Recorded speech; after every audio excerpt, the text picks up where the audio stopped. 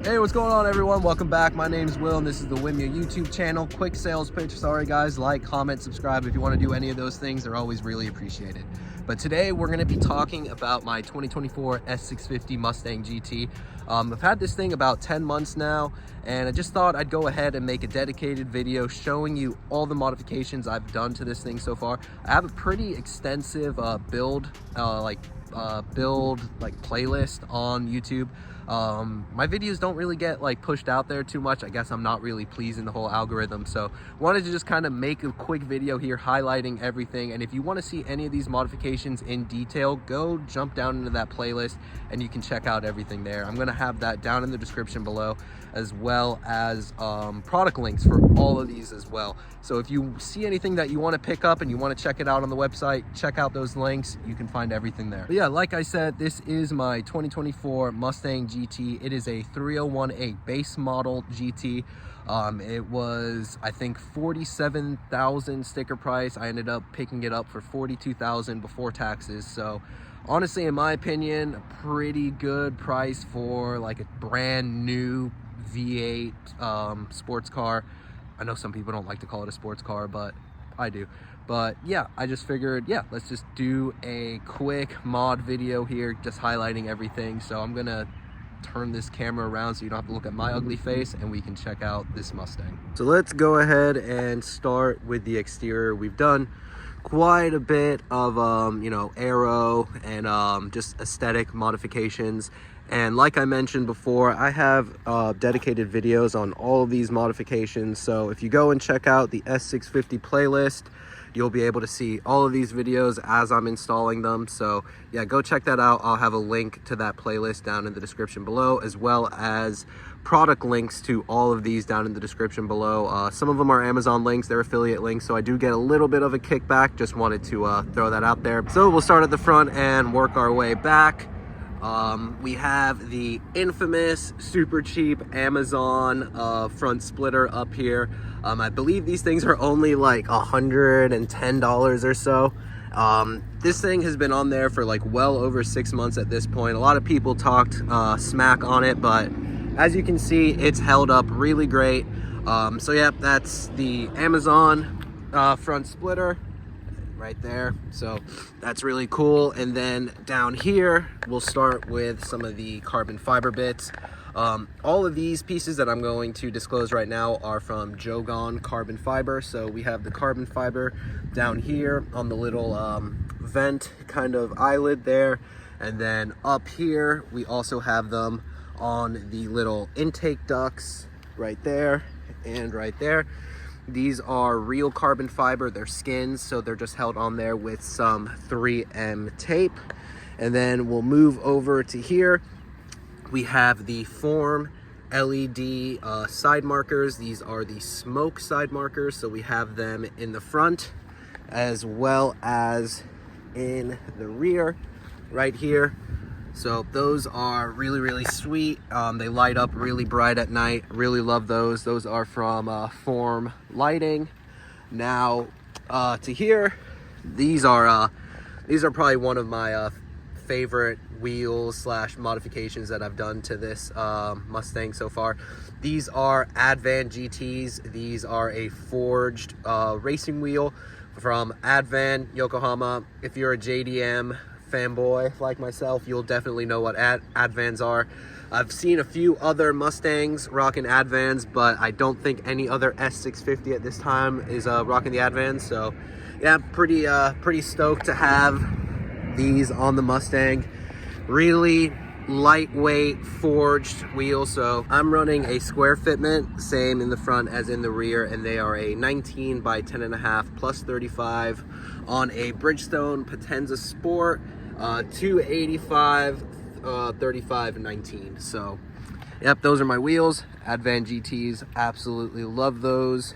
And we could just keep going over here. I'll just give you a quick look at everything. We are running the Muteki lug nuts as well, another kind of Japanese JDM flare right there.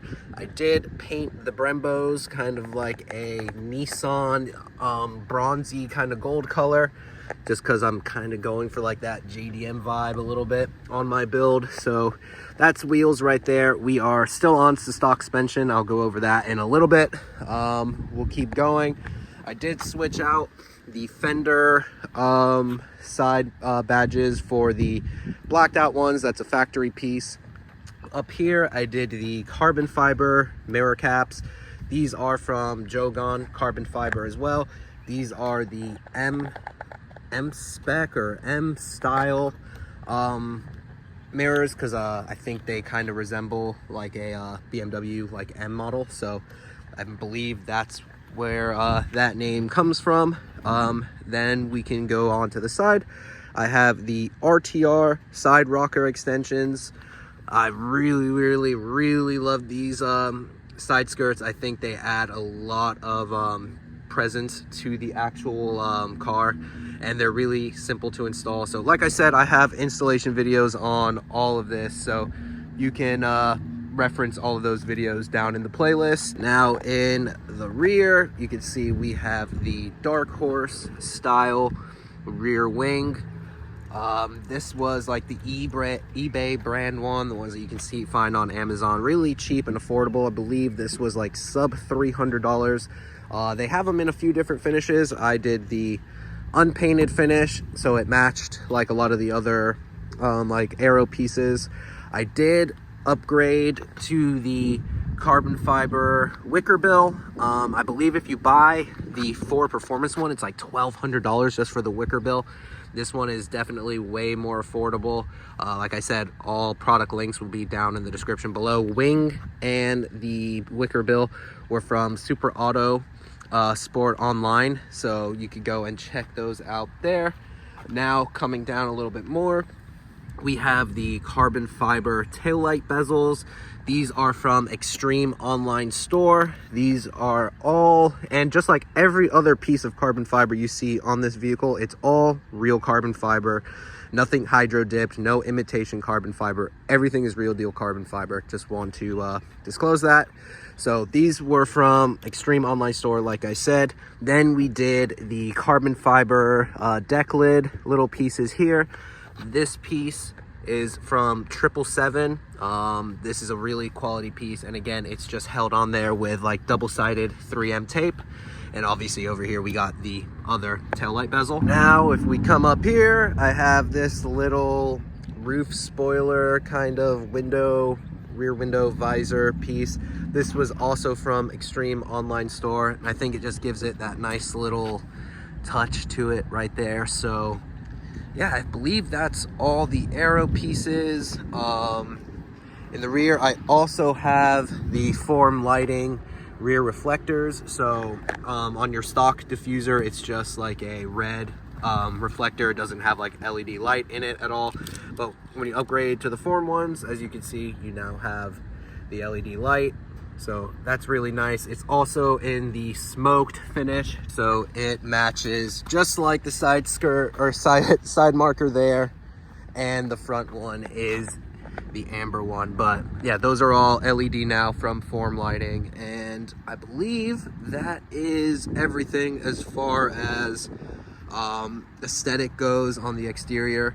I'll give you guys a quick walk around and a few different angles so you can check everything out. But yeah, all in all, I'm really digging how this Mustang is shaping up.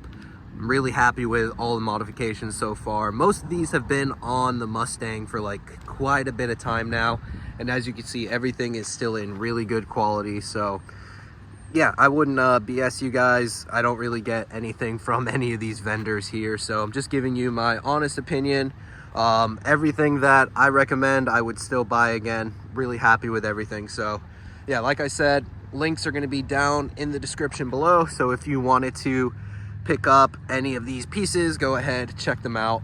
But yeah, really happy with it, like I said, and yeah, it's shaping up really nice. I love this angle here. Alrighty, now let's look at some of the interior modifications. So on the interior, I kind of followed that whole carbon fiber theme onto the interior. So we'll start right here. This is the Zen carbon fiber custom steering wheel. As you can see, it has carbon fiber up here, and then along the bottom, and then on the sides. This is a matte carbon fiber finish. That's the only piece that's matte carbon fiber. Everything else is gloss carbon fiber, and I did that just because I think this just looks a little bit better on the steering wheel. I'm not a real big fan of gloss carbon on steering wheel, so I think this gives it a little bit more of a premium touch, and it still really does match everything pretty well. But yeah, I really love this steering wheel, and you can basically spec these out exactly how you want. So I have the little dark blue 12 o'clock stripe with some blue stitching there, and the possibilities and options are endless on those. And like I've said 100 times now at this point, I have a full dedicated video on this install that you can check out as well. But yeah, that's Zen carbon fiber steering wheel. And then we'll come down here. This is the gloss carbon fiber skin for the center console. This is also from Jogon carbon fiber, just like a lot of the exterior pieces. So this piece down here is a full piece. It fits absolutely awesome, and I truly think this completely transforms like the interior of your car. Like I said at the beginning, this is a 301A base model, so no premium package, nothing like that.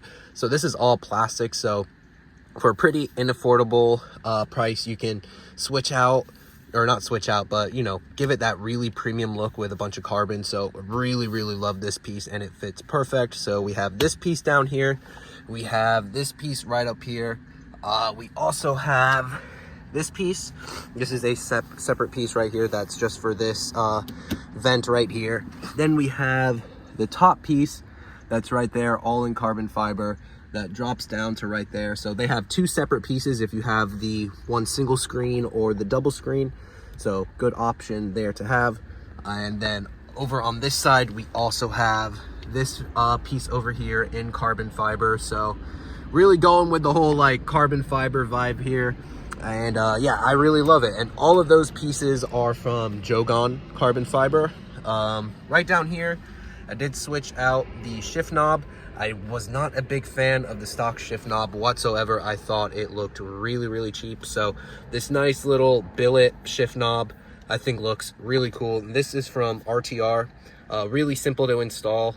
Obviously it's not for any performance gains whatsoever. It's purely aesthetic, and it doesn't have a button on it anymore. Now you push down on it and you can, you know, slide up and down to put it in, you know, park, reverse, all that fun stuff. So yeah, that's really cool. And then I have the custom interiors seat covers, the like leather, you know, not real leather, but these are actually seat covers, and they honestly give like the whole like vibe that these are like OEM leather seats. I absolutely love these.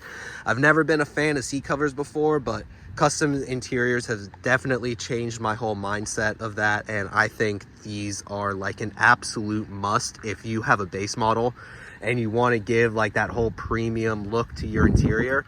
For like a few $100 you can get these seat covers, and it's honestly like night and day difference in here. A lot of people that have gotten in my car actually think these are like leather seats, so 100% recommend these if you're looking to you know, give your whole interior just a more premium vibe. And honestly, I just love the way how like this interior turned out with like the carbon and like the Alcantara steering wheel with all the carbon fiber like bits, and then like these seats. I really love the interior. I'm always like a stickler for interior mods because that's where you spend your time in the car, obviously. So I always like to have a nice, you know, upgraded interior. And yeah, I think the whole vibe just looks really cool. And then I also have like a little broad view dogfight mirror right there, blue tinted, so gives you a nice, you know, much larger mirror. But that's like a, you know, that's just like an accessory. I'm not going to call that a modification. But yeah, I believe that's everything on the interior. So now we can get to the fun stuff, and we can get into the performance mods. So not only does this Mustang look good, it's an absolute animal. This thing makes 800 wheel horsepower, and that is thanks to the good old boys over at VMP Performance. So yeah, right there. That's probably the most expensive modification I'll ever do to this S650, and that is the VMP Stage 3 Whipple Supercharger Kit. It's the 3.0 Whipple Supercharger. They partnered up with VMP, or VMP partnered up with them, and now they make an absolute monster of a kit. Like I just said, this is the Stage 3 kit. Obviously, if you're watching this video, you already know that like Ford Performance, Whipple, VMP, they have a partnership with Whipple where, you know, Ford gave them like access to parameters where they can, you know, provide a tune for these things. And if you wanted to keep your warranty, you can get the Stage 1, or if you wanted to go balls to the wall, you can go Stage 2, Stage 3, Stage 4. But yeah, like I said, this is the Stage 3 kit. So for right now, it has the 3.6 pulley on there, making right around 800 horsepower. So yeah, that's a big pill to swallow in regards to like pricing, but I'll be 100% honest with you, it is worth every penny. I scare the shit out of people when they go for a ride for the first time in this. They do not expect it to hit quite as hard as this thing hits. And yeah, worth every single penny. No sponsorship at all. I paid, you know, 100% for that, you know, install, everything. It's a lot of money, but it is worth every penny. And I would honestly say, if you're going to do any modification, save up your money and get a Whipple. But yeah, as you can see, we have some more carbon fiber that obviously you can tell I'm like addicted to carbon fiber here. So we have the carbon fiber radiator cover up here, which is also from the homies at Jogon Performance. Up here, this is the VMP carbon intake tube. This comes with the Stage 3 kit and the Stage 4 kit, but you can also get one for a Stage 2 and a Stage 1. I think the biggest difference between like the stages, you know, 1 versus 2, 3, 4 is going to obviously be the tune, but you do get the larger throttle body when you go up to the Stage 2, 3, or 4. It's the 112 throttle body versus the single smaller throttle body with Stage 1. So yeah, besides that, we added the Whipple competition open air boxes, so you get the nice supercharger whine now, and it sounds awesome. Not as crazy as what my TRX, like the Hellcat, sounded like. Those things whine like no other, but this definitely gives you more supercharger whine. When you have the closed air boxes, you don't really hear all too much of it, but if you're chasing that, you know, sound and that noise, invest in some open air boxes. And then the only other thing under here is the J&L oil separator right there. I have it on this side, which is the preferred side for when you're running force induction. I am going to get another one over here for the driver's side, so that will probably be in an upcoming video. But yeah, like I said, this thing's making right around 800 horsepower as of right now, and we're just getting started with it. So the goal is to make 1,000 horsepower. Yeah, towards the end of this video, I'm going to go over a few other plans that I have as in regards to like modifications. And like I said, the goal is 1,000 horsepower. We're almost there at that 800 mark, and honestly, it's not going to take all too much to get to that 1,000 horsepower range. But the only other, like, I guess, performance or, you know, modification that I have is I have a muffler delete in the rear.